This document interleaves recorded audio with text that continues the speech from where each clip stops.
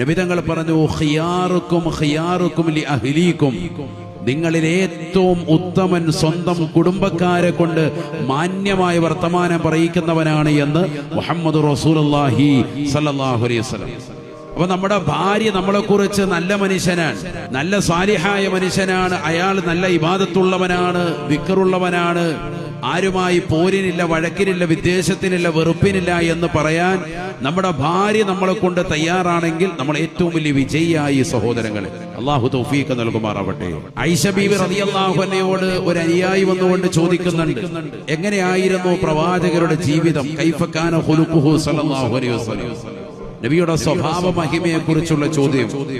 മറുപടി കൊടുത്തത് കാന ഖുലുഖുഹു അൽ ഖുർആൻ, എന്റെ പ്രിയപ്പെട്ട പ്രിയതമന്റെ ഭർത്താവിന്റെ ജീവിതം ഖുർആനായിരുന്നു എന്ന് പറഞ്ഞാൽ ഖുർആൻ എങ്ങനെയാണോ ജീവിക്കാൻ പറഞ്ഞിട്ടുള്ളത് ഒരു സത്യവിശ്വാസിയോട്, അതേ നിലയ്ക്ക് ഭർത്താവ് എന്ന നിലയ്ക്ക് മഹനീയമായ ജീവിതം നയിച്ച് നല്ലൊരു കുടുംബ ജീവിതം നയിച്ചുകൊണ്ട് നിലകൊണ്ട വ്യക്തിയായിരുന്നു ഹബീബായ റസൂലുള്ളാഹി സ്വല്ലല്ലാഹു അലൈഹി വസല്ലമ തങ്ങളെന്ന് സ്വന്തം ഭാര്യ സർട്ടിഫിക്കറ്റ് കൊടുക്കുക.